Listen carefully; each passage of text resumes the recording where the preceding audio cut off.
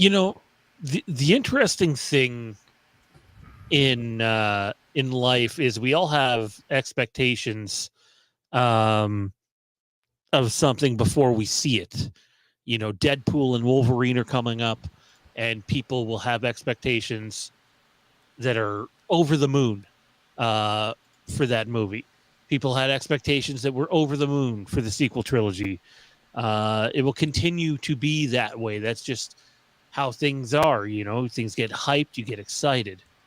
But what happens when you don't know the details about something and you fantasize about a fandom thing? Not in that way, you sickos. Um, but you fantasize about a fandom thing that hasn't come to be yet, and you just think, okay, well, this is the obvious direction that they're going to go. For example, I think everybody always thought if they did episode 7, 8, and 9, it's Han, Luke, and Leia again. I think for many, many years until you got closer to the time that they were making the movies, because so much time had passed, people had thought for decades if they're going to do them again, those are the three characters that they're going to do them with as the central figure. So when we heard there was going to be Star Wars prequels before we got the Star Wars sequels, I think people had different things in their mind.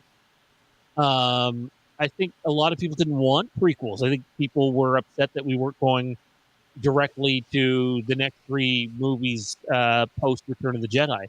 I remember being in Mike's Variety Store in Oshawa, Ontario, and finding out from the guy at the cashier that the new Star Wars movie was not going to be about Luke Skywalker as a kid and following his adventures growing up, which for months I'd been under the impression it would be. No, we weren't going to tell that story, which, you know, looking back at it, would have been a bad story to tell. But a kid me wanted to see Kid Luke. Luke Skywalker's your hero, right? Those are the movies you've grown up watching. No, instead we're getting movies about Darth Vader as a kid before he was a bad guy. And, you know, I'm like maybe 9 years old processing this information. And for me, that was a letdown. It was like, what are we doing here? You know, it was, I was bummed. So my question is to each one of you. I'll start with Randy. Simple. When you found out there was going to be Star Wars prequels, did you know immediately Anakin Skywalker was going to be the focus? Or did you, like a lot of other people that I know, just assume, oh, well, they're going to go tell the adventures of young Luke Skywalker? So for me at the time, like when the art, see, the thing is, like, I didn't hear about it. I saw it online. So I kind of had it ruined for me in the sense of, yes, this is going to be the uh, start of Anakin's journey and how he became Vader, which I was totally fine with. But the speculation for me was, okay, how do we play it? Where do we get his, how do we turn this kid into one of the most recognized villains of all time?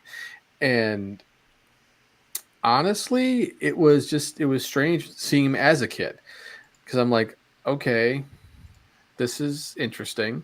I never thought of that. I always figured they would probably start, at least during his training, since we knew that he trained with Obi-Wan, and so I just anticipated that.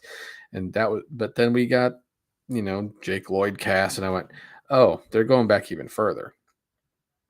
And after that, I kind of like felt like all bets were off. I was like, okay, everything I'm thinking is wrong.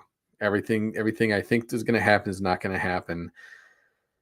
I guess we'll have to wait and see how it goes. But obviously, my excitement level is through the roof because it's new Star Wars, the first Star Wars I've had in almost 20 years. So it was. I was just more excited than I really was just kind of anticipating, trying to fantasize what was going to happen. I think as I got older, as the prequels kept coming out, the new ones, I was like, okay, I got an idea, but there's still speculation.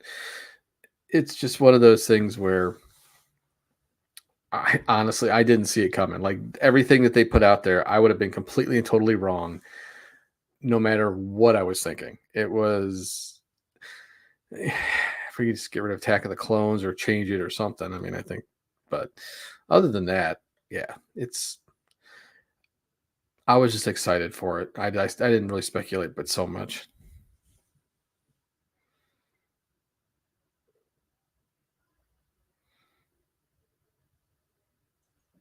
Johnny, same question, man.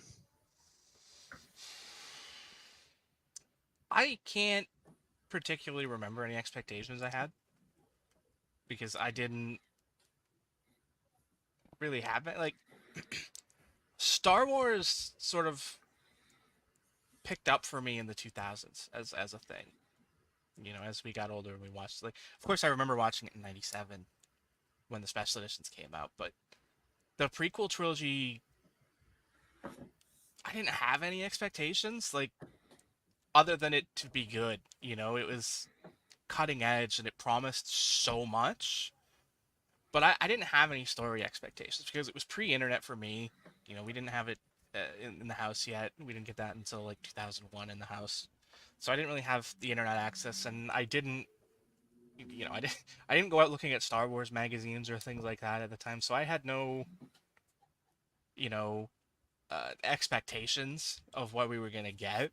I don't really mean it from that perspective, though. I mean it like you've just finished watching Return of the Jedi. Mhm.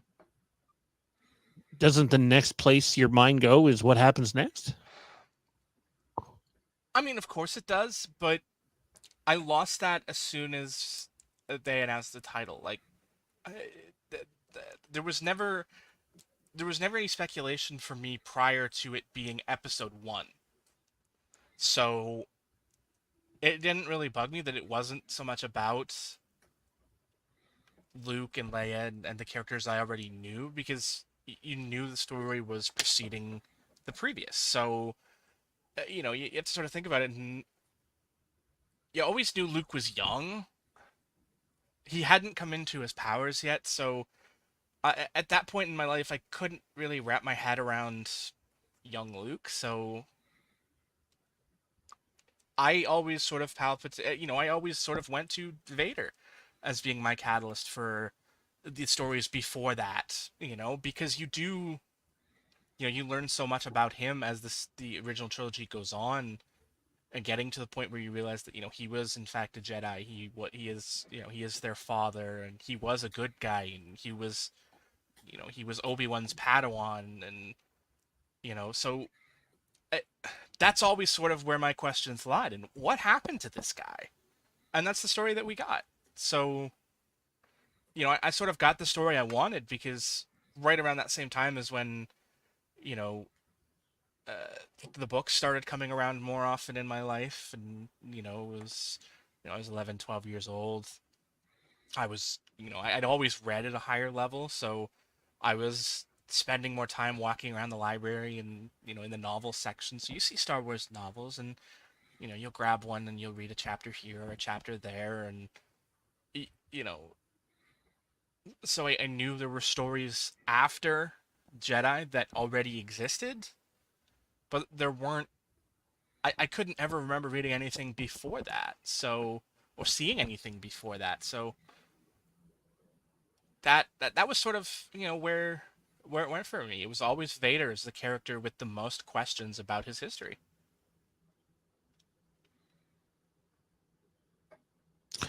I I will say this. I think everybody should keep in mind as we get closer to the Rey movie.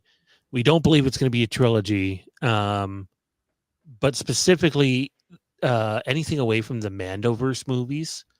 I think people are going to start to set this expectation up for what they think it's going to be.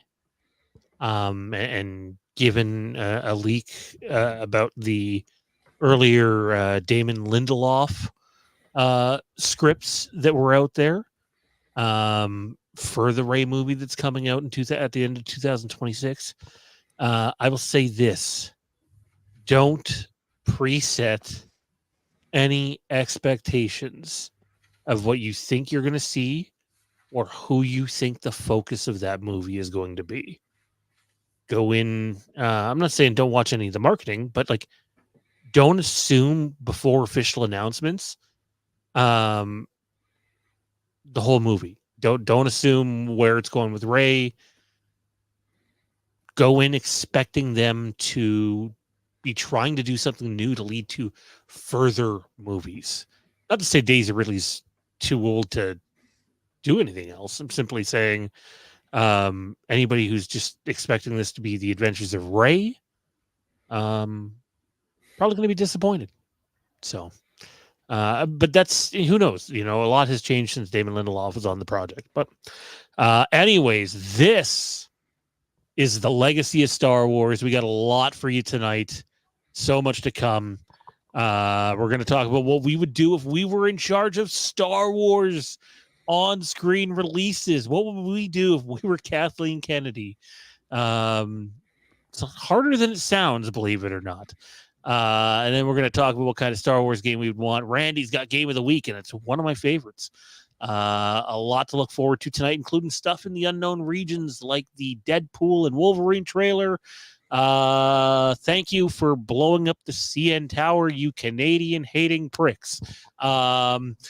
Kidding. Obviously, Ryan Reynolds is Canadian. And then we're going to get to what was the first wrestling game that you fell in love with? And I had some time to think about this, and I think I've come up with which one it is. All that and more on the Legacy of Star Wars. For if one is remembered by a friend, one is never truly gone.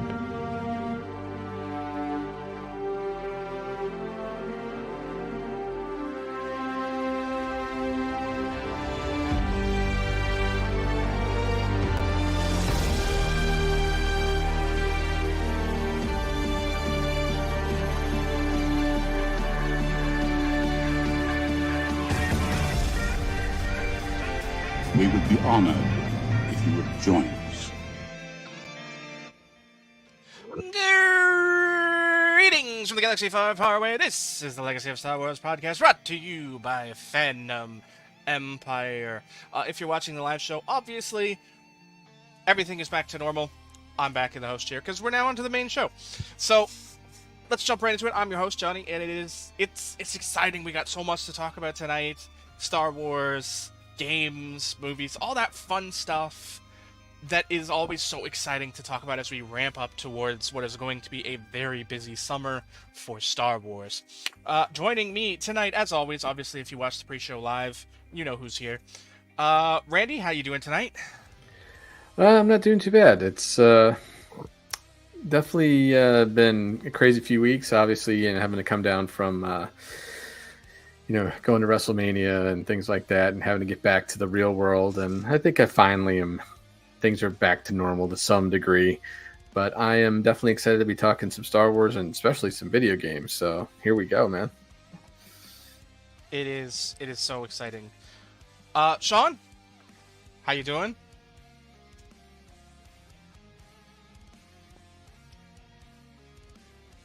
My phone charger decided it was going to stop working. Apologies, guys. I'll get up for work in the morning. Doing. Welcome back. Look, I kind of feel the lull too. I wasn't in or at WrestleMania, but I had a lot going on for a few weeks straight. And then this week is not that there's not nothing. Believe me on that one, but it's a little bit of just. It's not a lot for the next week and a half or so, and then it's going to get crazy again. And then we got the Phantom Menace re-release, which I can confirm Johnny will be attending.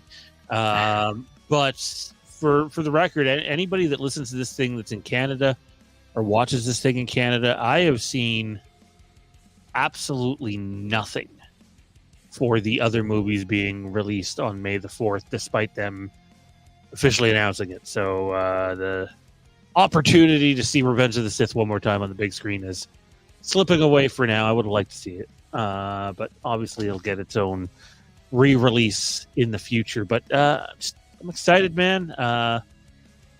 I'm excited to see Phantom Menace on the big screen. Like, I really am. I haven't seen the movie in a while. I'm excited to show it to Jensen for the first time. And while, we might be dreading too much big screen time for Jar Jar, I feel like for a movie where there is a lot of talking in it, Jar Jar is going to help pull him through the movie, I think. To be young and watching that movie, I guess, would be a benefit to seeing all of that Gungan face. Of course, if you guys are liking the show, if you're enjoying the show, head down below, click that thumbs up, leave a comment, subscribe, notification bell, show all that stuff you can do to help us defeat the evil algorithm is greatly appreciated. And if you want to contribute at another level, patreon.com/Fandom Empire. You contribute at any level you choose. By the way, really evil algorithm. Like, there are substantial content creators who don't get views that are in the hundreds and low thousands like we do.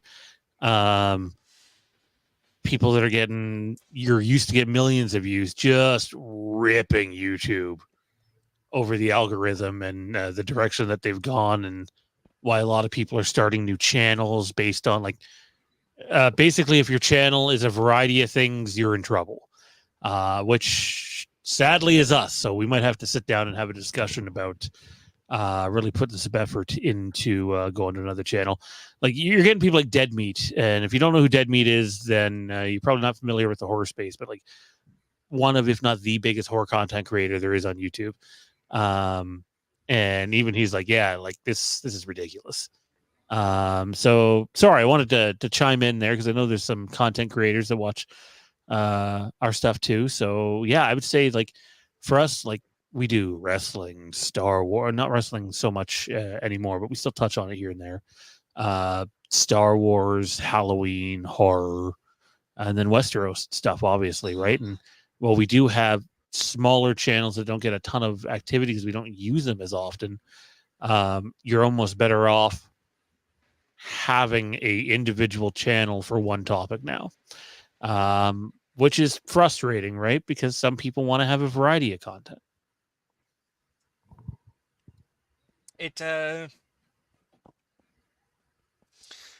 Unfortunately, that's a thing that's a little out of our hands, but we'll deal with it. We'll swim upriver like the salmon that we are. That metaphor got away from me real fast. All right, let's jump in to the news of the week. And we're going to jump right in. Obviously, it is the question of the week, as it were. It is the main topic here this week. Obviously, it's the headline. It's the title of the stream tonight. And that is, what kind of Star Wars game do you want? What do you want to see next come out of the Star Wars gaming sphere? Sean, we're going to kick to you first.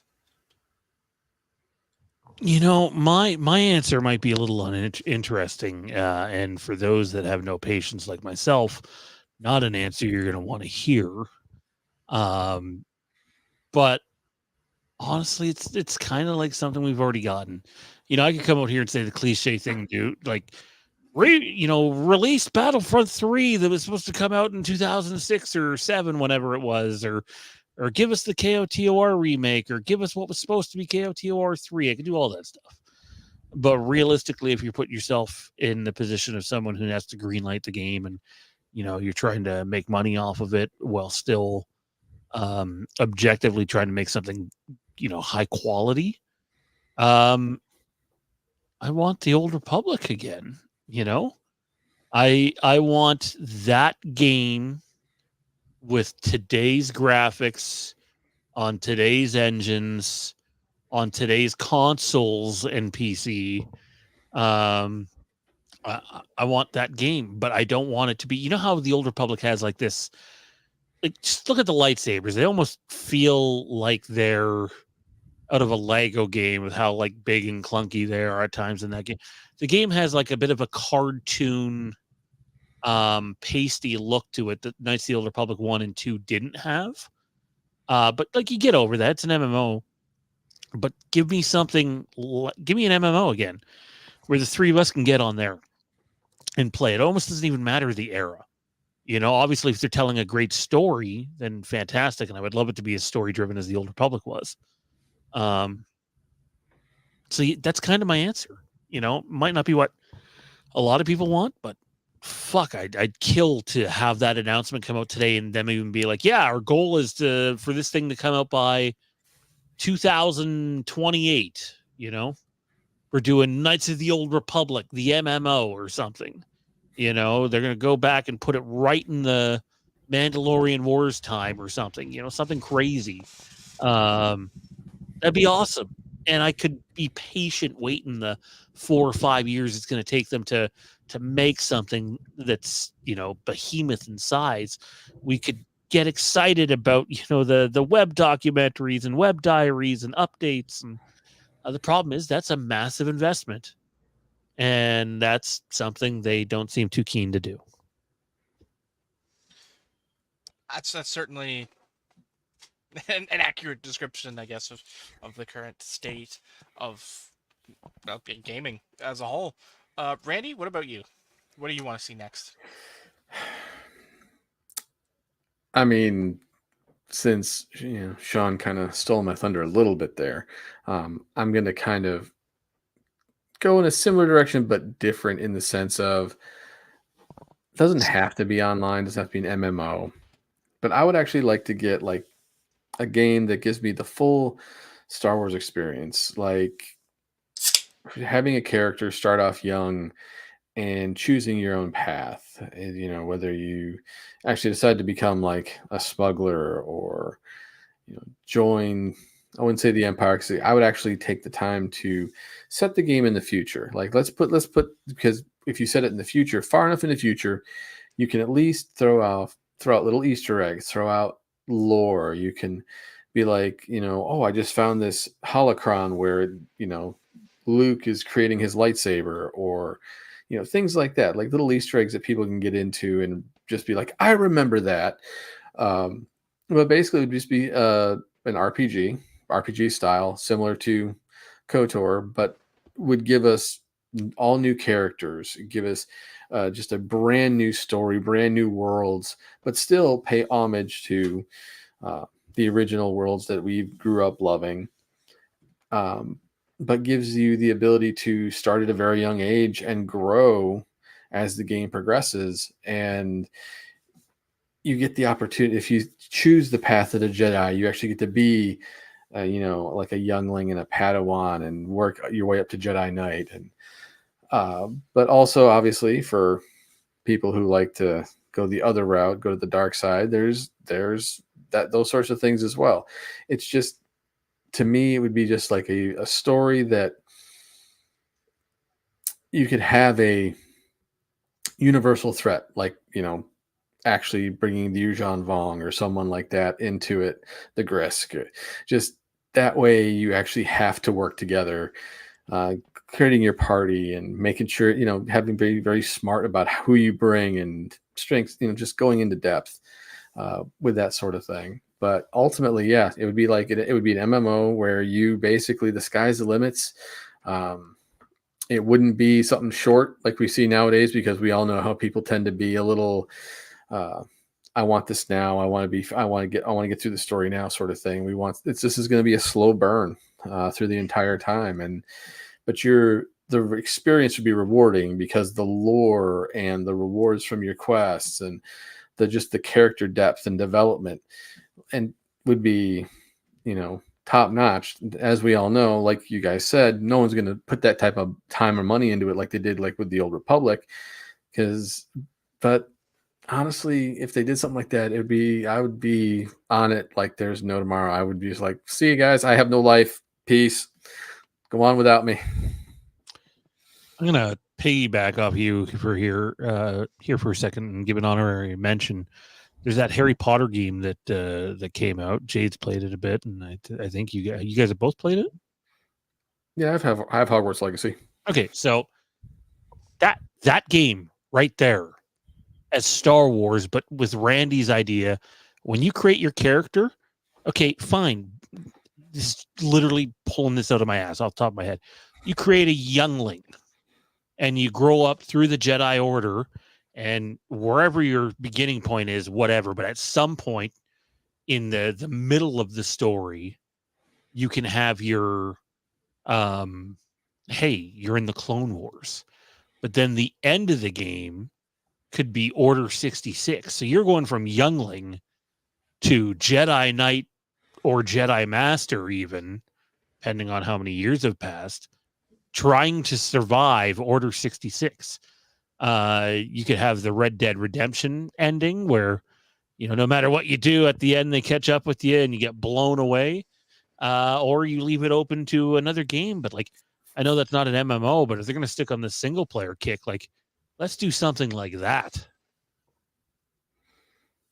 There's definitely a lot of interesting options out there, but to me, I want a game that has captured gamers. I want Helldivers, the Star Wars game. That's what I want. It like the idea of this game in the Star Wars universe is just, yes, please give me that. I want that. Being able to, depending on the era you place it, be a clone trooper or, you know, a rebel or, depending, like I said, depending on what era you want to put this is another great one where the Mandalorian War, would be fun too. Playing in one of those eras where it's a game that doesn't. Star Wars without lightsabers is a tough genre, but I think this is one that could pull it off and pull it off well because it has that community effort. It has all of the things that make it fun, like your things you call in your airstrikes and things like that. An X-wing strafing run or calling in a walker or a land speeder, or, some sort of thing to help you play it out. There's so much potential for that in the Star Wars universe that it would be freaking amazing.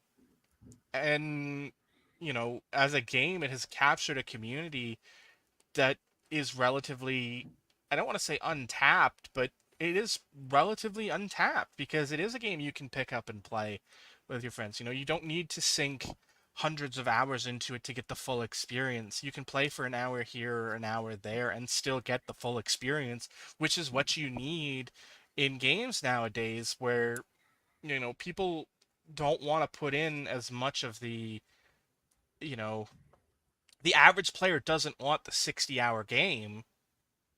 They want the 12-hour game that they can pick up and go. But this is a game that gives you that. You sit down, you've only got an hour to play, you play for an hour, and you still have accomplished fun and a sense of, achievement because you are contributing to the overall effort of liberating planets.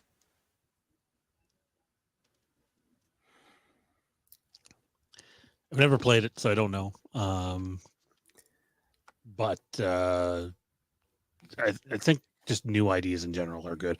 Boo to the whole people who want 12-hour game over a 60-hour game. Like, I'm sorry, these things are 100 and fucking however many dollars my next receipt is going to look like when I buy a new game, and I feel sick to my stomach.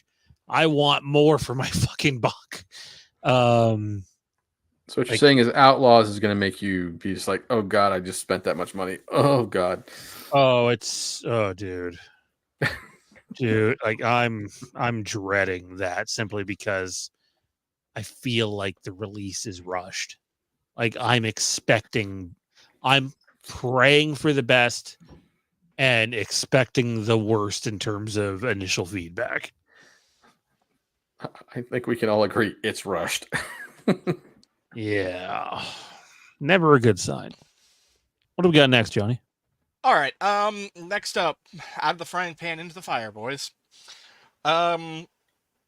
Obviously, we're parts of this Star Wars community, so we don't need to spend our time talking about it at large because we all know that it is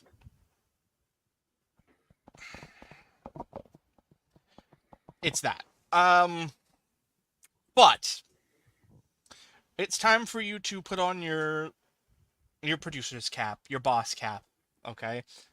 And if you were given the keys to the kingdom, that is Star Wars, that is Lucasfilm, what would your plan of attack, like, what would you be doing to try and, I don't want to say ease the tensions, but what would you be doing to sort of navigate the whitewater rapids that is the Star Wars fan base? Who wants to go first? I guess am I being touted for this, or are we trying to say Johnny should go first? I mean, I'll go first if you want. That's fine. I think for me, there's nothing you can do. You can't please everyone because that's literally impossible. So I'd throw that idea out of the way first. And the first thing I'm doing is I'm commissioning writers. You know, like the good ones. You know, not just. I don't care if you're. I don't care who you are. I don't care what your resume is, as long as you bring projects to me. That's probably what I would do. I would throw out the gauntlet and I would say, you've got a Star Wars script, I want to read it. And Okay, go so from there. you're not commissioning people to go write one. You want people that are already invested in making a Star Wars Well, movie. not just that, but Because like, I just think they're at a to challenge your point a little bit here. I think now in 2024, as the news has broken that Kathleen Kennedy is out and Johnny is in as president as Lucasfilm, you need, like, they're not in a position where the line is unbelievable of the industry's top tier writers or directors anymore because of, like, realistically how much it has sunk. And this is already out. Like, I don't need to say anything. Just listen to the people that are considered the industry standard, and they're sitting there going, yeah, so Star Wars, Marvel, DC, fuck off. Not all of them, obviously. I'm not saying there's nobody, but let's say you want Chris Nolan to come do 3 Star Wars movies or something, and he's going to write it with I forget who wrote the first 2 Dark Knight movies with him. I know you like those ones more. David Goyer, I think. yeah. So David Goyer and Chris Nolan are going to write a Star Wars movie. Why should they work with you now, president of Lucasfilm, after over a decade of constant meddling that's not just fans shit, that's real shit. Like, Johnny, you are you are a backer of the fellas that went out there and did Spider-Verse. I forget their Lord and Miller. Yep. Lord and Miller. Okay, their story is proof. Gareth Edwards' story is proof, and Colin Trevorrow and so many others is proof that these guys have too many fucking cooks in the kitchen. And I hate to be the one to rain on everybody's parade here, and I don't want to steal Johnny's spotlight, so by all means take off on a tangent after this, but, like, John Watts, guess what? That project isn't even out yet. And it's the exact same fucking thing. This is the guy that did the last 3 Spider-Man movies. We should be over the moon about this guy coming in here and doing a Star Wars TV show. And instead, all we know is it was a disaster and they're trying to save it in post. Now, I wonder why that is. What's the one common thing here, one common denominator? It's Lucasfilm getting in the way. So you're trying to go get Chris Nolan or whoever, one of those big, Denis Villeneuve, anyone, to come in and do this for you. What are you selling them on to make them come in? Otherwise, you are going with the other ideas. You're hoping someone is a lifelong Star Wars fan. They have a script. They want to pitch it to you in the way John Knoll did to Kathleen Kennedy for Rogue One. Well, you need both. Like, you have to. For me, you make it known right out of the way that, if you've got a pitch, if you've got an idea, we want to hear it. because you never know when you're going to find that diamond in the rough idea. You never know when Joe Blow fan who sits at his computer writing fan fiction is going to come up with a story that's going to captivate you and be like, wait a minute, this is actually really damn good. Let's work this out and make this something, whether that's, taking the idea and buying it from them and handing it off to an established scriptwriter, or putting them with a scriptwriter to flesh it out and work it out and make it a real project. You have that, but then you still need to go to the people who have, expressed interest in being Star Wars fans or wanting to do Star Wars, but not wanting to be part of that. And, I don't want to say going to them and saying you have a blank check, because nobody gets that. Nobody's ever going to get the blank check. But you sell them on, I'm not going to be on set every day. I will watch the dailies, because that's the job as a producer, is to watch the dailies and make sure that the product being presented is the same one that you greenlit at the script stage and the same one you greenlit at the casting stage. And yes, I'm going to be a part of these, I'm not going to sit in your writer's room and tell you how to write your story. I'm not going to sit in the director chair beside you and tell you how to direct a scene. But you need to, I want the idea. I want the script. Once you get past the idea stage, like if you give me an idea, I don't care what it is, I will go to you and say, do you have a Star Wars? You said you have a Star Wars idea. What's your Star Wars idea? If it's a good idea, if it works, if it's even half baked and the director is that good, and, throw, 100,000, $250,000, whatever at them and say, flesh it out, make it a reel, and then we'll go from there. Once you get past that scripting stage, then I don't want to say you take hands off, but you sit in on the casting, because that's important. You still need to make sure that the actors in the casting, reflects the overall direction of Star Wars as a whole. So yes, being a part of those discussions is important. But once you get past that, once you give me your script and we greenlight that script, unless you're making changes to that script, and I don't mean the day-to-day writings of a script that change on set every day, because those are going to happen no matter what. You're going to film a scene and it's going to change from the written word on the page to the words on the screen. And that's fine. That's perfectly acceptable. But you're not making story changes, something that's going, you're not changing Act 1 to make Act 3 different in the middle of it without me saying, hold on a minute, what's the purpose of this? Explain this. Walk me through the decision. And as long as you can get from A to B to C to D and still make the story flow in a way that, okay, this works, have at it. I'm not micromanaging you. I'm not sitting on set with you any more than is appropriate for a producer. Obviously, first day, last day, important days. Sure, I'll make an appearance. And don't get me wrong, I'll show up randomly as well. But I'm not going to be there once a week. I'm not going to be there once a month. I'm going to be there, if you do it right, you've got multiple projects in the works. So you're pretty much cycling through all the different projects, stopping in this one this week, this one next week, this one the week after. You don't need to micromanage it.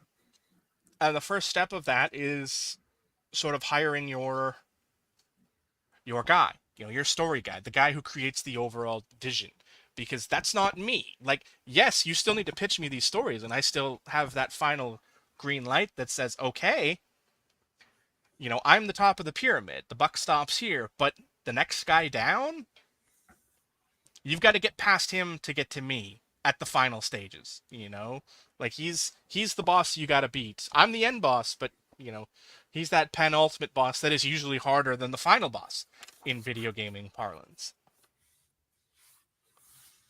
Once you get past that guy, you got to find that guy. And obviously, the answer is you already have that guy. It's Dave Filoni. He is that guy, because that's it. He is the ultimate Star Wars nerd. He is a person who has clearly invested his life in Star Wars, invested his life in this universe, that there are very few people out there who can, step to him and be like, yo, like, the stories are, during the Clone Wars, there was only a handful of times where somebody was actually able to be like, this already happened, or, like the famous story was, what was it, on, oh god, what's his name? Maul voice. I can't believe I'm drawing a blank on his name right now. You're drawing a blank on Sam Witwer? Yes, I'm drawing a blank on Sam Witwer because I'm deep rant mode. So the name's not coming. But Sam Witwer correcting Filoni that I think it was Shmi and Padme had met, right? It was an Anakin scene that he was I don't he was remember. telling Padme that my mom would have loved to meet you, and they'd already met. Like that was the script, and Witwer corrected them that they've already met. He was there. I don't remember what it was specifically, but he did correct him on something. And then Filoni proceeded to school him on a bunch of other things. Which is that's his job. That's what he's supposed to do. But, even that guy is occasionally going to make mistakes. But, having that guy as sort of your shepherd of direction is important. You need that. But your job as the producer is sign the checks and hire the right people to do the job. It's not to dictate. It's not to micromanage. And that's where you get lost in the sauce. And she's on set every day. Like she just is, right? Like in terms of Kathleen Kennedy. I know, but some people might be like, but how? There's multiple productions. Well, guess what? Most Star Wars productions right now are taking place in California, unless it's something that goes overseas, like The Acolyte or Andor. And Andor was overseen by Tony Gilroy, who she has full faith in, obviously. And The Acolyte was done by Leslie Headland, who's coming off Russian Dolls, which was a huge success. And she was on Acolyte a lot too. So, but hey, it goes the opposite way because apparently one of the issues with Skeleton Crew is there wasn't enough executive involvement. That's what's coming out of it. And it's like, wait, so it's good? If you want to be a producer on set every day, that's fine as long as you're just there. Like, if my corporate office happens to be in Burbank and they're filming in, Alameda or something, and it's a short drive away. I have no idea if those two are even geographically close. I'm just picking two random California cities that I don't think are even actually remotely close to each other. But the purpose holds true that, if you're filming in, two places separated by less than an hour driving, sure, I might go hang out on set if I don't have anything business to do, but it's just that. It's not, like, I'm just here to observe. Just go about your business. I'm not actually here. I am watching the dailies as you film them. That's all I'm doing. So you're going the route of you would like to bring in the best possible talent you can, and you're going to do that by showing them that, hey, we're here to pay what we can to play anyways, but you are going to have creative freedom within reason, and I'm not going to be breathing down your neck every second of every day. You're going to have creative freedom of the story you pitched me on. If I buy the pitch and I buy the scripts, then from that point, as long as you stick to that, I don't care how you run your set unless you're, toxic as far as, a director on set, like, as long as you're doing your job effectively and producing the content I have paid you to produce, if it comes out bad, then you got to take a step back and be like, okay, this isn't working. Why isn't this working? Is it the script? Is it the directing? Is it the writing? Is it the acting? Where's the issue? Can we fix the issue? How do we fix the issue? Then you fix the issue. But that's not an every single thing issue, like I'm not gonna micromanage and sit over your shoulder and be like, maybe we should light this from over here, or how about we film this looking at the camera that way, or what if they said it like this? Like, no, that's not my job. If I want to direct a film, I'll direct a film because I have that power to be able to say, I'm going to direct a film in this universe because I think I can. And it's probably going to be ass because I'm not a director. Yeah, I get you. Randy, what about you, man? So Johnny's going the route of trying to bring in the best possible talent he can and showing them that, well, he'll pay maybe not over market rate, but market rate for these people to come on board. And that they're going to have the freedom to make creative choices within reason. So that's where his focus is. And honestly, from a technical standpoint, it's 100% what should happen. I just don't know if it's ever going to happen under Disney. Randy, what about you? What way are you going? Are yours more era specific? Pardon me, or are you looking at the technical side as well? I mean, I'd be remiss if I didn't look at the technical side of it, but also I'd be that one person who's like, I would probably, it's just for something to, I'd be like, I'd try to give some power to the fans to some degree, in the sense of like, one of the first things I would probably do is have like a contest of sorts, and the pitch would be, it's your turn, Star Wars fans. If take that feeling that first time you watched Star Wars, the feeling that it gave you, and put it in a script. Top 5 scripts, will be read, and we will narrow it down to the best, and we will turn it into a movie. I mean, just to, because everybody needs a start somehow. And I think a good way to. The Halloween franchise did this, by the way, people. I did not know that. But I feel like that way you're going to get someone with a fresh look, but also because of their love of Star Wars, because they're trying to give you that feeling that they had when they first saw Star Wars. You never know what type of script you're going to get. You never know just how good it could possibly be. Now, yes, you might have to hire a script doctor or two to kind of help tweak things, because you never know. It could be just an amateur writer who has great ideas but isn't great with dialogue. So you're going to want to make sure you have those guys on hand just to kind of help tweak things a little bit, not destroy their vision at all, but just kind of help crisp things up. But also, like, in terms of creative, as far as like trying to bring, lure, good directors and writers and things like that. It's again, I would put the question out to them, especially if they're into Star Wars. It's like, what made you fall in love with Star Wars? What was that feeling you got? And did it really give you any ideas for any good stories? It doesn't have to be set in the current canon.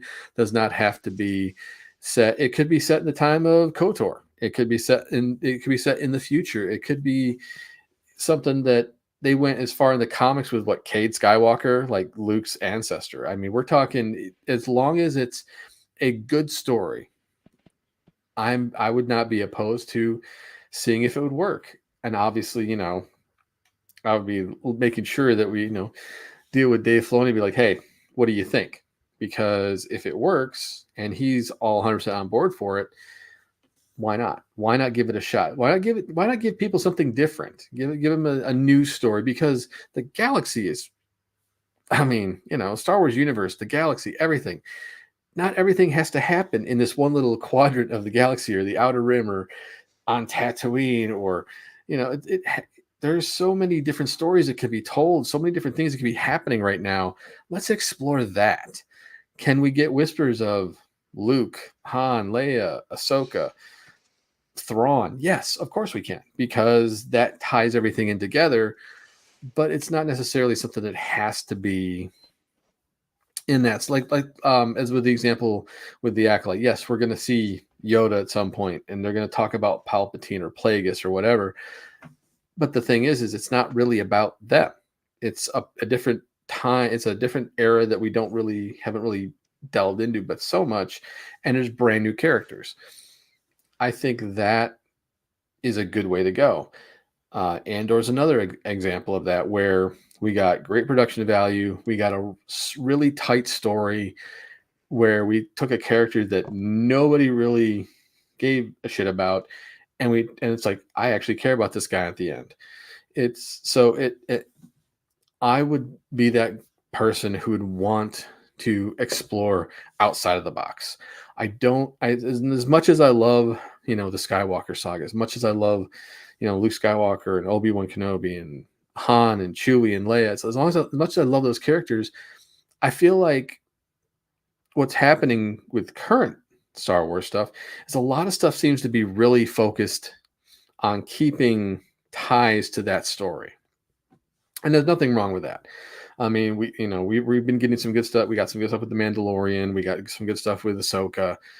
Filoni's been doing a great job with that. And I know we're going to continue along those lines. But it's time. And as if I'm a producer, it's like that'd be my biggest thing. Be like, all right, as it's time to think outside the box. It's time to bring in people who may not be into Star Wars, make them interested in a movie that has a good story behind it. You know, maybe in some up and coming actors, or at least some actors you were familiar with, but it's not set in, you know, a galaxy far, far away that you're familiar with. This is a galaxy far, far away that is completely new, could be completely filled with danger, and nothing can be expected. Like, for all you know, they all die at the end. We don't know. It depends on the script. But as far as being the producer, obviously, like Johnny, I don't want to be Kathleen Kennedy. I don't want to be that person who's up someone's ass 24/7, you know, telling them, you know, when to shit, where to shit, how to shit. We're not going that route. That, because I feel like that stunts creative growth. That stunts the way for. It's a director's job to do that, not a producer's job. Directors want to be like, this is what I need you to do. This is how I need you to do it, and this is where you need to do it.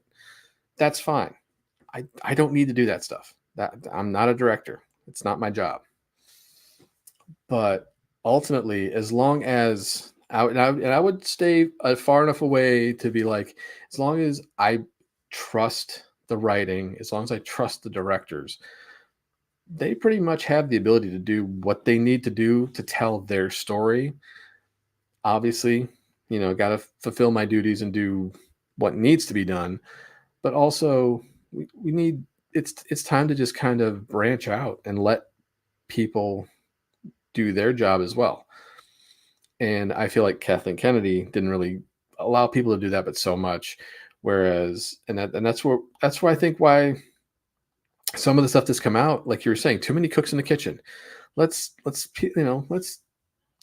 dial that back and let the directors and the writers and the actors do what they do best, and I will just do I wouldn't say the minimum, but at least my duties without getting too handsy, because I feel like unless we're not on the same page, and I mean in terms of just like overall vision, you know, if the director goes off the rails, or the writer goes off the rails and changes the script 5,000 times during shooting, that's a bit of a different story. But ultimately, yeah, I would really feel like it's important to let the director tell his story, and that's what I would do. Well, I like, from the technical perspective, the way both of you guys have approached it. It also seems like the no-brainer route to go, and yet they don't. So it's as a Star Wars fan, it's rattling. But you know, Kathleen Kennedy gets fired tomorrow, and they put Sean in the president's seat. I mean, to me, the answer is no-brainer. I'm surprised neither one of you went with this one. It's something people have been asking for. Oh, geez. Quarter of a century. We've never gotten it. You know, the whole point of this is to make a profit, drive people back to the cinema, or, you know, do outrageous numbers on a streaming service or something. But the answer is obvious, and it's this. It's clear. This right here is the path, the dare I say, righteous path back to the light for Star Wars. And it can work. Oh my God. Yeah, that makes it even better. Thanks, folks. It's been a great show. We'll see you next week. I quit. I'm done. I'm out. I'm done. Goodbye. See you later. Sayonara. So long. We'll see you next week. See you later. Goodbye. I'm out. Johnny's Peace. like, tap. I'm done. Peace. I I'm give. out.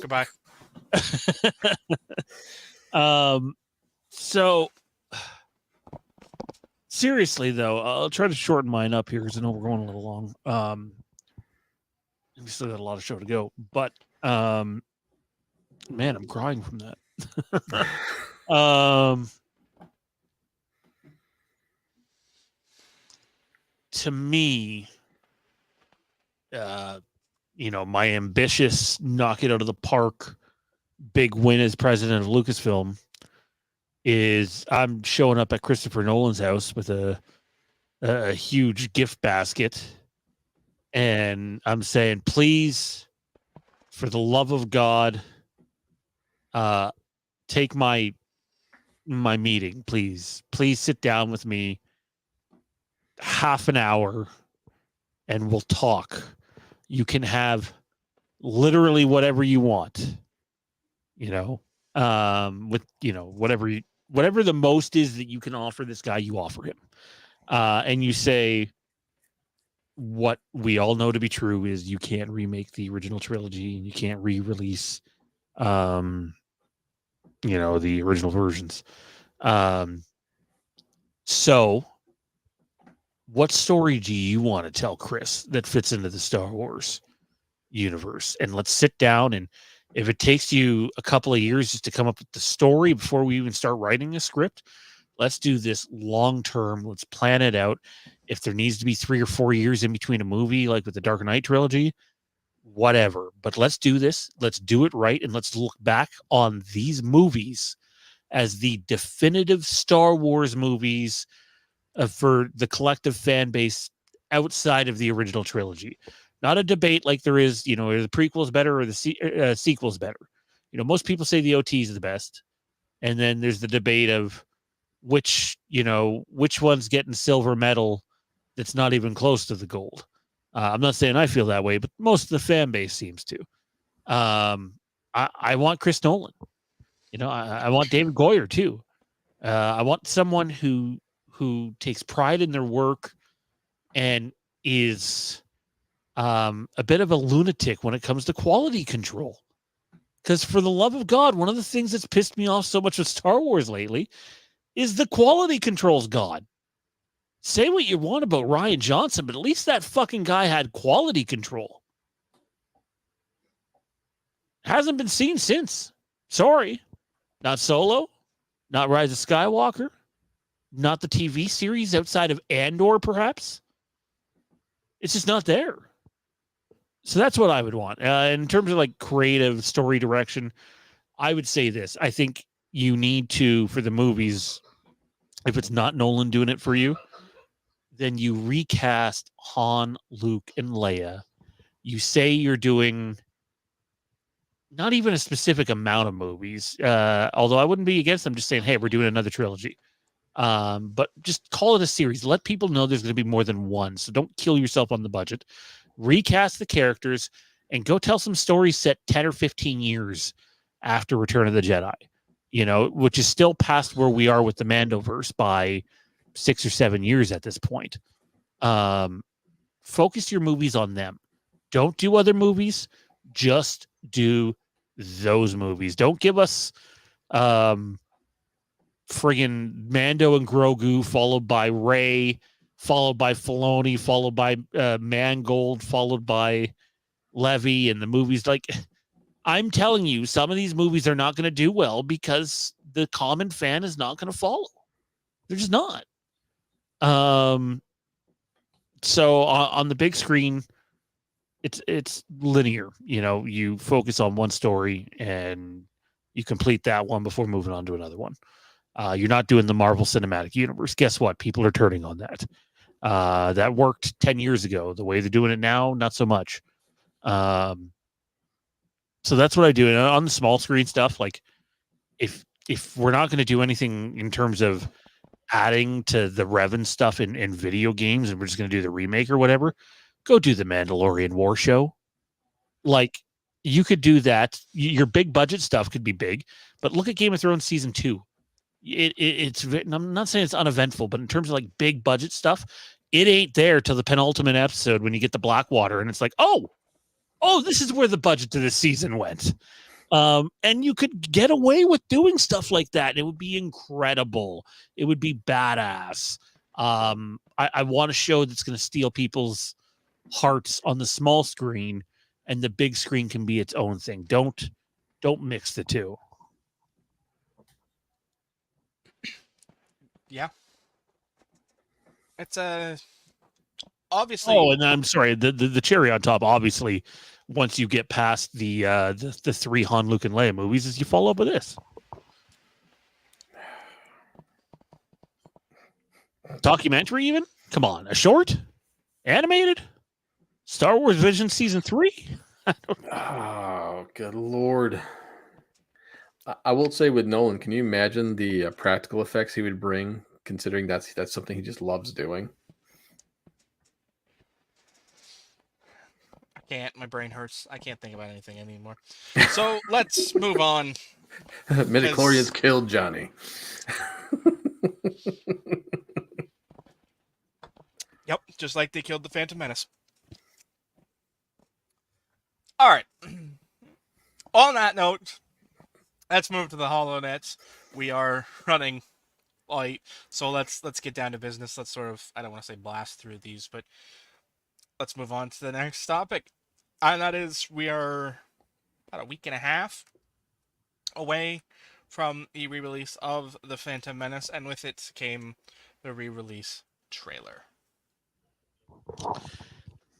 I thought it was okay. Like, they didn't do anything new for it. They take footage from the documentary and they take footage from Phantom Menace and they put it up together and they put something out. Cool. But given the scale of this release in the United States and everything they're doing for it in terms of like promotional material, which is not, it's not like it's the biggest re-release ever, far from it. But I think I expected more, but like at least it's something. I don't recall Return of the Jedi or Empire Strikes Back getting that. Yeah, just wait till Star Wars itself turns 50, and then that's probably where they'll plot all the stops. Oh my God, the 50th anniversary movie! Oh, for fuck's sake. George is going to come back for it too. I'm just waiting for Johnny to just cut his camera and then we don't hear from him again for another couple weeks. I think he's on the verge. Look at the look on his face.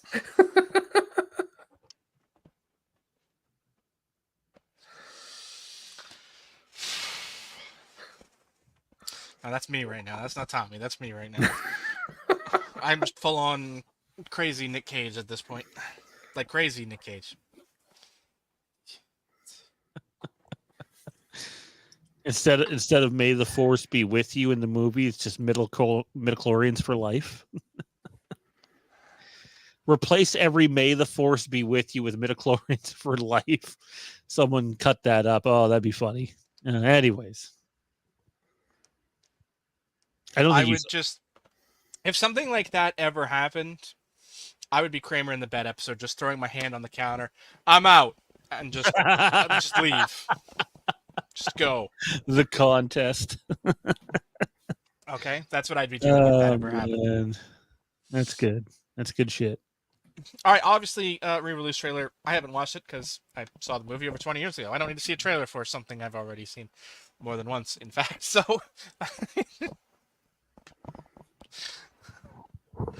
I am already being drawn to see this almost against my will. It's close. If these midichlorian jokes keep happening, it will be against my will. Then there might even be kicking and screaming at that point. I full on temper tantrum. The kids will look at me and go, "What's his problem?" And I'll be like, "This is how you throw a temper tantrum." They will learn that day. I digress. The Acolyte.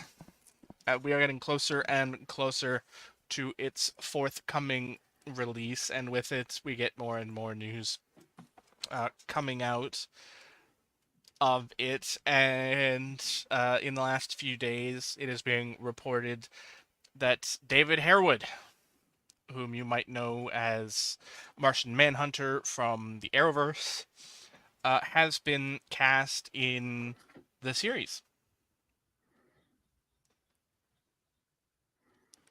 What do you think? Who's got thoughts?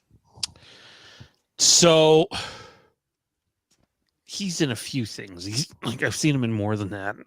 Dude has a very distinct voice. When he talks, you know it's him. And for that reason, I believe this is Darth Plagueis.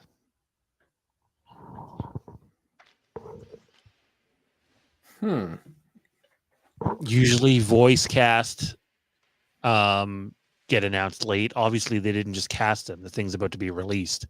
These are details that come out closer to release. I think he's your voice of Darth Plagueis.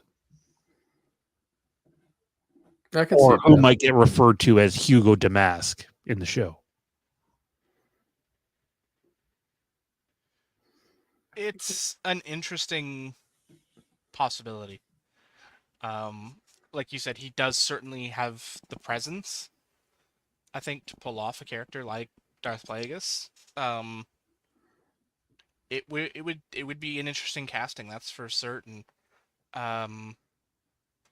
Do I think that's who he's playing? I don't know at this point. I guess anything is possible. But I mean, I'm sure whatever role he's in, he'll do just fine. Obviously, if they're just using him for the voice, it's a good voice to use. It's very recognizable, and he's if you can think about some of the stuff you saw, like whether it was stuff from the Arrowverse or whatever, very he's just an old well-rounded actor. I can't think of some of that stuff I've seen him in, but I'd have to look it up just because I don't want to be like going, was he in House of Cards? I can't remember. It's like it's one of those where he just does have a presence about him, and even if it's just in a voice role, that presence will still be there because he's just that good. yeah, I mean, I don't. The fact that they're saying, it's a small role is sort of what leads me to think it's probably not Plagueis, but it could be, because if Plagueis is in this, he's probably in, only one episode, most likely at the very end, so he would be much more prominent in a season 2 than a season 1, so it doesn't preclude that possibility. So I don't know exactly who he's going to be. It's certainly, there's a lot of speculation out there, a lot of very interesting speculations. So I don't. It's going to be interesting. It's going to be interesting. For the record, this guy could be anybody. I'm not saying he is Darth Plagueis, but I'm saying this story happens too close to Phantom Menace and knowing the things that Plagueis was capable of to not have, like, if they're doing Sith, he's got to be somewhere. Mm-hmm. I think it's that. It's certainly, like we said, he has the presence and the ability to pull off a role like that, I think. So it's not the craziest idea I've ever heard. So we'll just have to wait and see, I guess. It's closer than we think, so we won't be waiting too long. And I'm sure as we get closer, more and more things will start coming. We may even find out who he is when we see the footage attached to the Phantom Menace. Who knows? So that's gonna answer some questions and ask some new ones, I'm sure. So time will tell, I guess. Anything either of you want to add on this before we move on? No? I'm good. All right, then.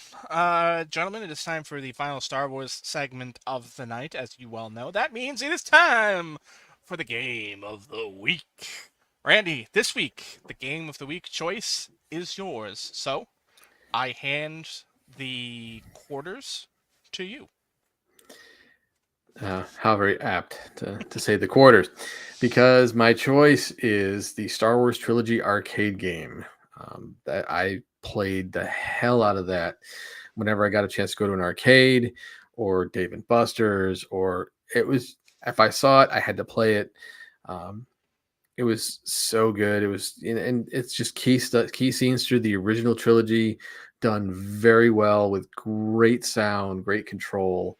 Unless they didn't upkeep the the stick for the damn thing, because sometimes you got to a place and they just didn't upkeep it very well, so shit was a little delayed. I really thought it was interesting how they did like almost like a QTE for boss battles, which was really unique and different at the time for an arcade game. But also, I loved Hoth. I loved starting off on Hoth, even though I know Sean was talking about earlier about how the Death Star was definitely his favorite part. I'd love that too, but for me, Hoth, just because of the variety and just the amount of fun to me that whole stage offered me. And I know you guys have played it too, so I don't recall playing it very much, because the only place I remember having it around here was the Famous Players at the mall. They had it for, I don't even think they had it for very long there, but They had it for a few years. Yeah, I was never really big on the arcade before the movie experience for me. Like, it was more, I was there for the movie, and that was, I didn't go for the arcade. And when I did, it was for other things, like I'd shoot the basketball game, or, the racing game, stuff like that. I didn't really go for these games. I mean, I played it a few times that I can remember, but not enough for it to sort of have those vivid memories for me. Like, I remember seeing the cabinet, obviously, and it was very prominent in that little arcade there for the length of time it was there, but I didn't play it very much. It just didn't, like I said, I wasn't there for arcade time. Most of the time when I'd go to the theaters with friends or what have you, we'd be there for specific movies, and we'd just, we'd hang out in the food court before the movie because it was just down the hallway, or we'd go to the video game store, or for a long period of time before that, there was a video store right beside the game store. So, you'd hit the stores in that little, area of the mall, and then go and watch your movie, and that was that. So it didn't. It was fun. Yeah, I don't ever remember being like, "Oh, this is trash." But like you said, Randy, it's an arcade game, and they weren't always at places like movie theaters. They weren't exactly the biggest on upkeep, so I don't remember having any glaring issues. But then this was over 20 years ago at this point, so I don't have the vivid memories of playing it that I would like, I guess.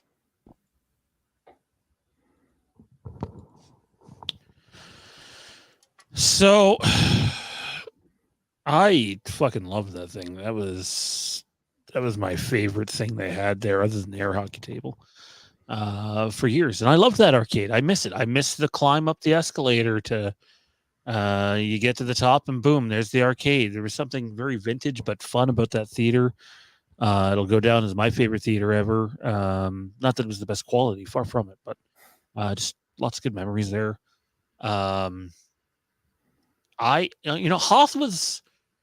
I didn't mind Hoth. It was better than Endor. I didn't like Endor. Endor was the speeder bike, and it was just kind of like, this isn't doing anything for me. But Hoth was fun.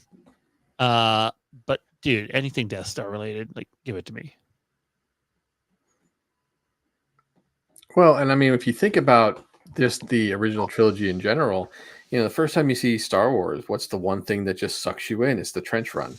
And I think that's why, it's definitely one of those stages in video games that you always hope they get right. And this game definitely got it right. Super Star Wars kind of got it right, even for what it was on the SNES. But yeah, we want the trench run to be right. We want the Battle of Hoth to be right when we're in a snow speeder taking down walkers. Like, there's just something about those particular events in the movies that, as long as it's done right in a video game, it's hard to not like it. So I just want to say that my feelings were hurt during Johnny's comment there. simply because I remember being with Johnny in that arcade. In fact, I remember going to that arcade for one of Johnny's birthdays. We won't discuss how my life almost ended later on in the day. Thank you, Mike Judge. Guess I owe you the receipt to that one for the rest of my life. But I love that theater. Sorry, I love it, and now you leave me no choice because Game of the Week is my game next week, and I was gonna pick something really cool. I was, and instead, you're gonna make me pick this. You need to just stop. Just step away from. Oh my god. Oh, I don't know what offends me more, that you've put me in a photo with Jar Jar Binks or that you've cropped out Mean Gene to do it. Like, Howard Finkel, but yes. was that the Fink? Yeah, R.I.P. Fink. I thought that was the Okerlund pitcher. Oh, They were boy. both short dudes, and I met them both in the same weekend. So I was trying to get something in the background behind you two other than plain white, but I didn't have time for it. So. Either way, Fink makes it even worse. I'm just saying. Like, you've replaced Howard Finkel with Jar Jar Binks. Sir, that is... Live on air, I'm going to send this to our old co-host of Star Wars Wastelands, Mondo. He can have some fun with it. I hate this. I hate this so much. I hate everything about this. Oh, man. I was saving that for next week, too. Like I just started on about 10 minutes ago while we were on air. And, like, perfect. I'll line this up for next week. And then you went and you bashed my arcade thing. Bashed the arcade? I said, I don't remember it. Like, I don't remember playing. I'm sure that... I don't even remember going to the arcade that day. Like, I remember the day. I remember the movie. But I don't remember going to the arcade. I remember we got packs of Pokemon cards with our entry to the movie. But you'll remember this for forever. It'll haunt my nightmares. Oh, man. Anyways. Oh, my actual game of the week for next week. I guess that matters, doesn't it? We are going to talk about Star Wars Episode 3, Revenge of the Sith. that was a really fun game. Doesn't get the credit it deserves. No, it doesn't.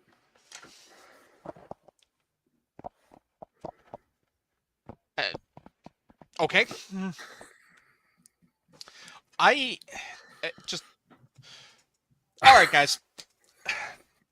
That's it. This is the end of the Star Wars Legacy of Star Wars podcast, brought to you by Fandom Empire. That's it for this part of the show. We're done. It's time to go home. Good night. May the Force be with you. Goodbye. All that fun stuff. You've hurt me to my core. You've stabbed me in my heart of hearts, painfully. But it is time for us to take a trip to the unknown regions, where that game cover should stay.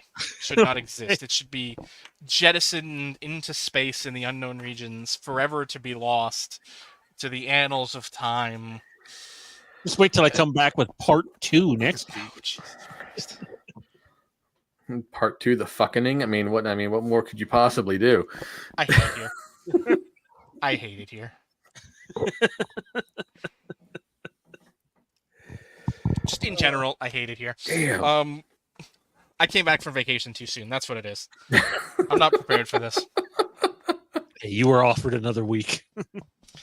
That wouldn't have helped me this week. So let's move on to the unknown regions. We talked about it a bit in the pre-show. Deadpool and Wolverine trailer dropped yesterday.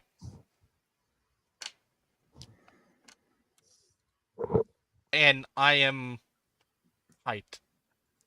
Oh yeah, the hype is real with this. I was laughing my ass off at this trailer, and I loved every minute of it.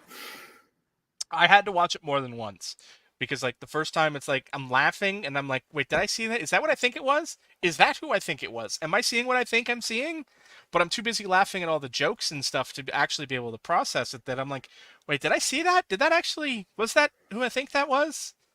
Did I imagine that? And you go back through and you see it and you pick it apart. And this was the first one that got me so much that I didn't even notice the CN Tower the first time. Neither did I. Not All until I noticed was the 20th Century Fox logo in the dirt. And I'm like, oh, that is so amazing. I got looking closer at it. I'm like, I think that's the CN Tower. It is the CN Tower. And of course, then I Googled it online and other people have already found it. So, whatever. Thought I was like, oh, yeah, one of the first. No. I mean, it makes sense. They're both Canadian. By both, I mean Deadpool and Wolverine. So I don't think Hugh Jackman's Canadian made. No, but Logan is. Yeah. Born in the wilderness of BC. You guys enjoyed it, though? Absolutely, Oh, most definitely. There was so much going on in it, you know, and the comic book nerd in me got really excited, too, seeing all these different things and all these different aspects. And But the beauty of it is a lot was going on, but they didn't tell us shit. oh, not a damn thing. And that's the beautiful part of it. Other than to tell us who the villain is. Yeah. That's really the only thing this trailer gave up. And what universe. Or at least one of them. And what universe it is taking place in. Or at least the main sort of story. Because it's very clearly this is real Old Man Logan. Not Logan, Old Man Logan. But the real one. I don't know. Oh, it is. It definitely is. Because you get the Mad Max, you get the hero who couldn't save everyone because he killed all the other heroes because of Mysterio, and Cassandra Nova. I don't want to say anything, so I'll say nothing. Well, I think that's the universe because you get the Mad Max of it all. You get everything of that. That's where that Logan comes from. I think is the actual Old Man Logan universe, the movie adaptation. I'm not ruling it out, but I would say don't rule out that Logan film yet either, in a certain way. Well, no, I'm not either because you know you already saw characters from it in throughout, but it's a multiversal, so. I think we're going to see big names that people aren't expecting. Not that needs to be a thing, because my focus is on, hey, give me Ryan Reynolds and Hugh Jackman for a couple hours, and I'm thrilled with whatever else comes, right? Yep. But I do think there are bigger names that are going to pop up in this movie than people think. Yeah, it's safe to say. I mean, they already sort of teased some of them. We know somebody's using the sling rings. And to this point, there's only 3 characters that we know who can successfully use them. You know, inside the main universe, so... Yeah. Unless you're adapting somebody from another universe. Well, I guess 4. Because I forgot about Lady Strange. So there's 4 characters you can use the sling rings. And obviously we know cross-dimensional sling ring is possible because of the epilogue for... Doctor Strange. Mm-hmm. I loved it. I think the marketing is perfect. Like, I think they've hit everything out of the park. I think this movie has a shot to make $1 billion. You know, we rewind 5 years and we'd be talking about this thing making 1.5 billion or something insane. But I think it has a shot to get close to $1 billion, if not surpass it. Clearly going to be a hard R. I'm excited. I hope they don't overdo it on cameos, but then again, it is Deadpool, right? So it's like you're going to have some level of seriousness in there when Wolverine's involved. But Deadpool stuff gets silly and stupid. That's the whole point of it, right? And I'm just excited for this. Like, for me, it's my most excited comic book movie release since the Batman. Yeah, I can agree with that. The Batman and like No Way Home were like 2 Mhm. months apart, right? They were really close. So since those 2 movies came out, this is next up. I mean, I think it's safe to say that this is likely going to be the highest grossing Deadpool movie, Oh yeah. Without a doubt. which isn't exactly hard because, the first 2 were Fox, and, well, Fox is not good at anything. So, it's a safe bet that that's the case. Also, I cannot believe it's 2024 and I'm engaged in a poke war on Facebook. What is happening? I didn't know that was even a thing still. Apparently Neither did it I. is. But it's a thing that's happening. I'm engaged in a poke war again. But I digress. I'm excited for it. I love the use of the Madonna song in the trailer. Yeah. Although the wrestling fan in me, all I can imagine in that is Grotto. Like his entrance at the Hydro to that song is all I can think about. But I digress. But like, I loved it. Everything about it. My favorite part though was easily that last little bit. The cocaine jokes were my favorite part of that whole damn thing. Fuck, you won't allow it. I loved the meta. I loved all of the different, jokes about it. Yeah, I mean, it was just so well done, and the fact that you could tell the chemistry just from that small just from the trailer alone, the chemistry that Hugh Jackman and Ryan Reynolds had going the back and forth and throughout that entire thing. It's so good. Yep. It is definitely exciting, but also disturbing. Because, like, I remember reading the comics, like reading the Old Man Logan comic, and seeing, the giant man in the desert in the comic, and actually now seeing it in the movie, it's like, oh. When Cassandra's base opens and you see, Ant-Man, Giant Man's skull, it's like, oh, I didn't need to see that. Just like you said, it just kind of shows where they are in the timeline. And which universe they're in, too. Mm-hmm.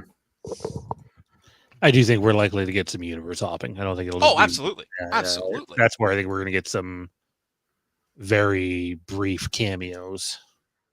Oh, absolutely. No doubt. I mean, we've set the tone for the multiversal movies to be full of cameos, and I don't think that's going to change. Yeah. It needs to stay focused on those 2, though. Like, it doesn't need to turn into a massive final act team up with 14 guys and there's a bunch of people to focus. The focus needs to stay on those 2. I mean, unless it's 14 variants of Deadpool, which I'm all for, because like we've already seen 2 in that trailer. You had Deadpool and you had Dogpool, which I loved, because seeing the look on Wolverine's face in the side while he's, being kissed by a multiversal variant of himself, I thought was freaking hilarious. Because that's the joke Logan's about to make. Like, you're kissing yourself, and Deadpool's gonna have a witty comeback. Of course I am. I'm a great kisser. Something to that effect. I can just imagine that being the conversation in that moment.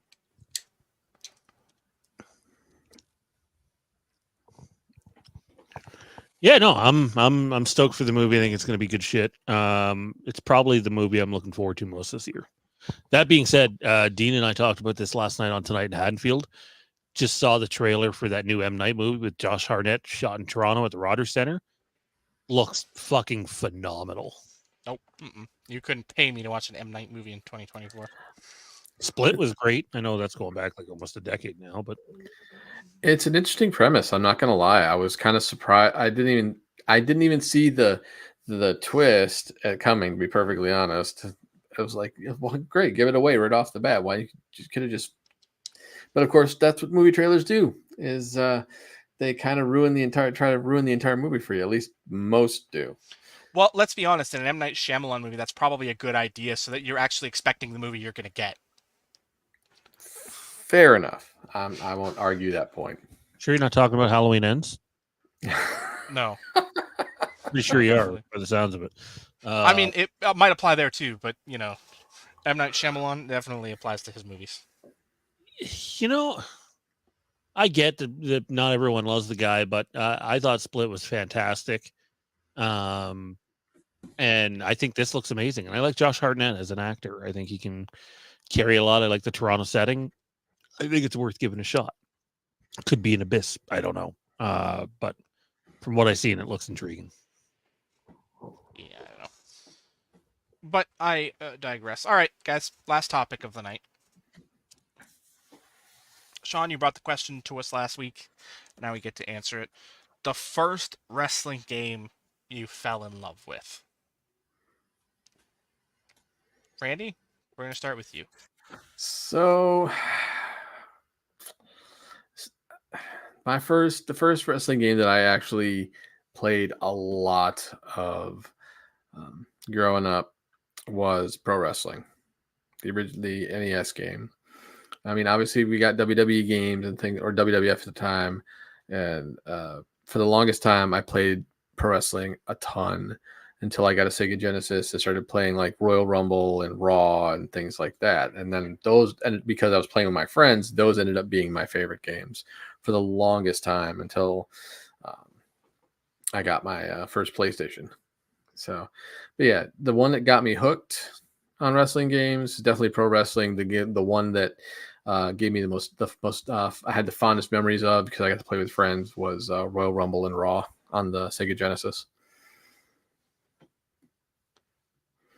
I think for me, the one I fell in love with first is a tough choice, because there were a lot of wrestling games that I remember playing when I was young. I remember playing like pro wrestling. I remember playing the WWF game, the WCW game, and they were trash. But there's a couple of games that stand out for me as the first ones that I really love, and I don't know if I can put one above the other, because they both sort of came around at roughly the same time for me, that when I was playing them. It was sort of in that straddling era between the NES and the SNES, and you'd play one, you'd play the other, and you'd kind of play both. But the two games that stand out as the first ones I remember falling in love with were Tecmo World Wrestling on the NES, because it was a little different. It was a little different than all the others. It actually seemed to play more like a wrestling game, which was fun. The character analogs were fun. You actually had a diversity of moves that you didn't have at the time in any of the other games. And the other game that stands out to me that I fell in love with was Saturday Night Slam Masters on the SNES. Yeah, it's one of the ones I didn't play. I've seen a review on it done by a video game nerd, and I was like, damn, I wish I'd played that game. That looked badass. I was like, son of a bitch, how did I miss this one? It really was. It was an awesome game in that era. It was a Capcom game, so it was fun as hell. It was the roster that you sort of fell in love with, and it had things that were at the time sort of unique.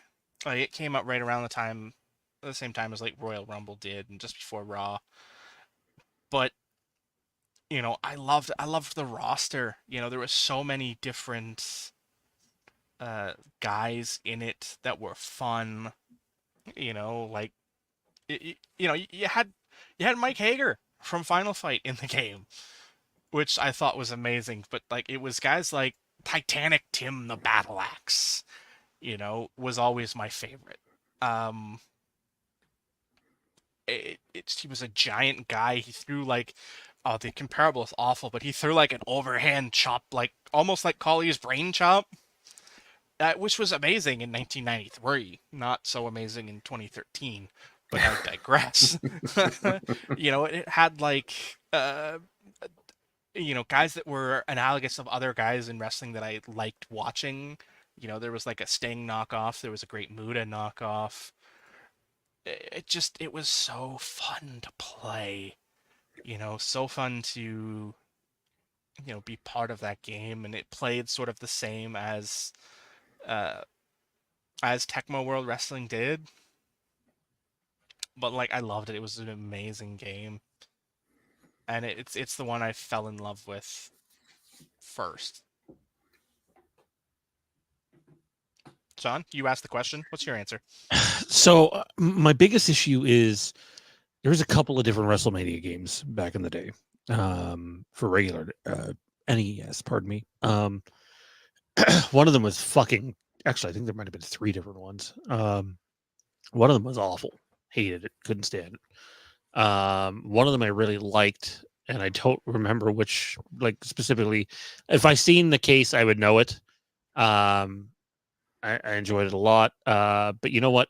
King of the Ring. I know a lot of people don't like it, but for me, that was the first wrestling game I got on a handheld system. Mm-hmm. And so like I got well, and Brett's on it too, obviously, so that helps. But like just to have it in the palm of my hand, hey, I can play the wrestling game without having to use the one TV we had in the house at the time, and it was fun. But I think the one that really got me, I don't remember if you had it, Johnny. I know Ray had it. You might have had it. Was Royal Rumble for the SNES. Yep, had it. Is like that's my favorite type of match, right? I love the Royal Rumble match. I'm a sucker for it. Royal Rumble's my WrestleMania. And so like to actually get to do the Royal Rumble was fun. Like it was, hey, this is it. This is great. Mm-hmm. So yeah, I didn't. If I had to choose one, I'd say Royal Rumble, even though I didn't own it until much later in life. Oh, they're both good choices. I mean, um, I I liked Royal Rumble. I always enjoyed playing it. I preferred Super WrestleMania that came before it, just because it had a bit more diverse roster. I think it had a larger roster, and it had the Survivor Series match, which was fun because you actually had teams of 4, which was relatively unheard of in a game at that time period. You know, Royal Rumble was fun. King of the Ring, I definitely remember you having the Game Boy cartridge of that.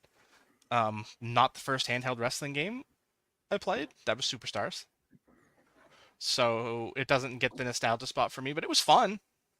I do remember I Superstars. I remember I specifically remember.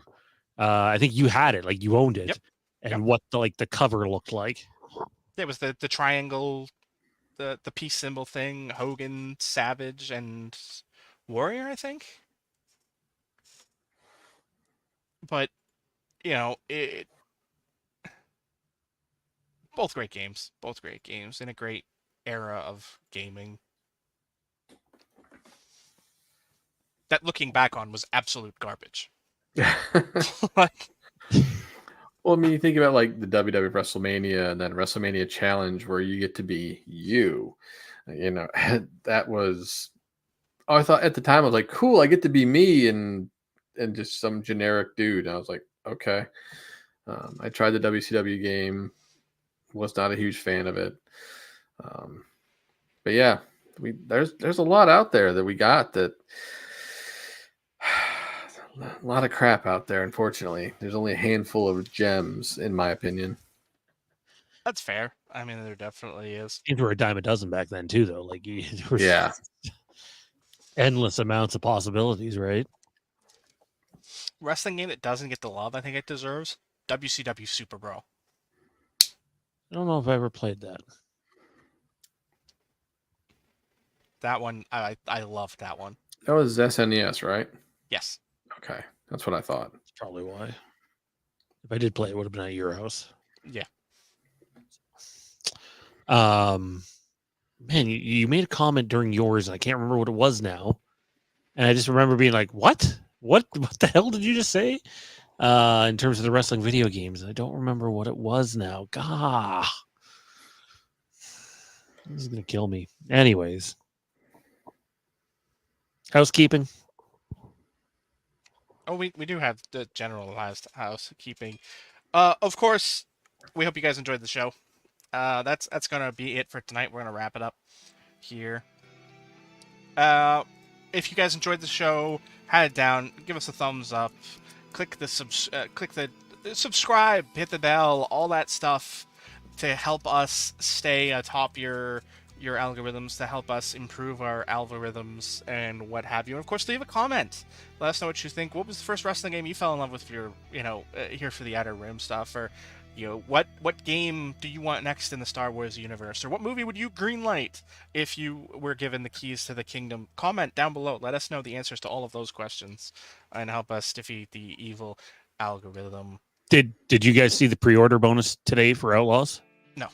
I didn't even see the article until just now. I didn't say anything Outlaws today. Oh, for God's sakes. Darth M count.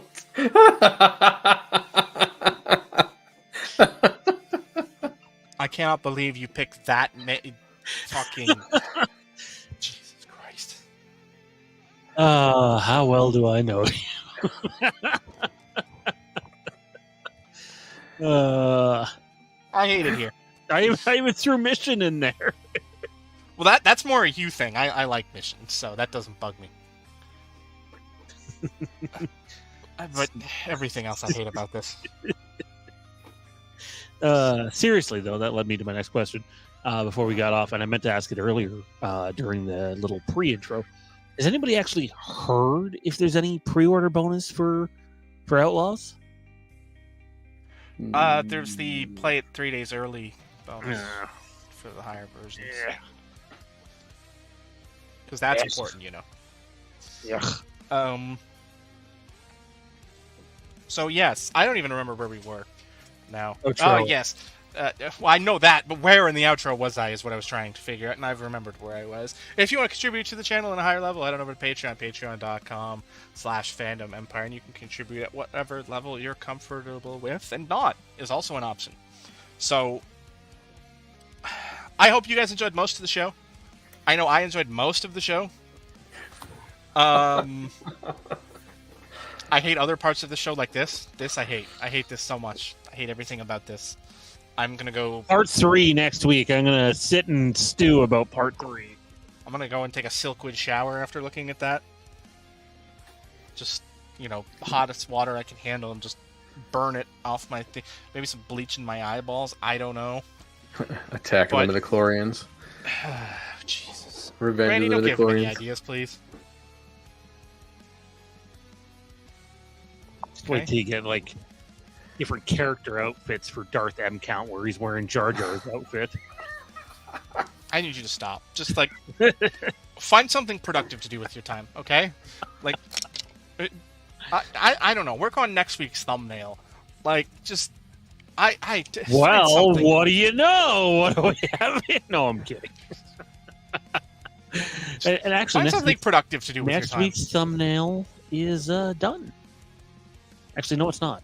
The week after that is done, which is this I was one. going to say, I hope not next week's. And then the 'cause week that'd be after that awkward. one, this. And then next week,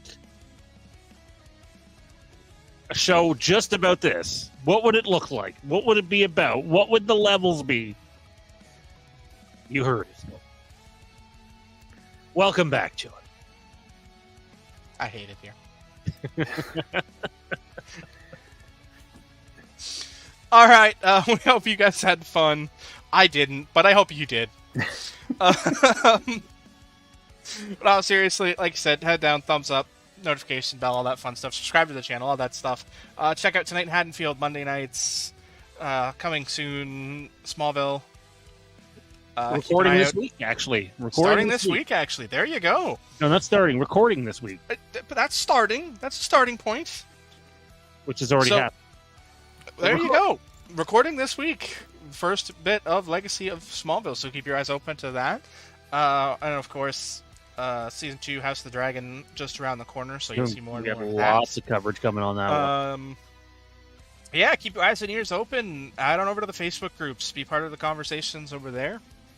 All right, guys. For Randy, for Sean, I'm Johnny. We'll see you next week, and I hate George Lucas for inventing midichlorians. Bye-bye, everybody. Midichlorians for life. Wrong. Never.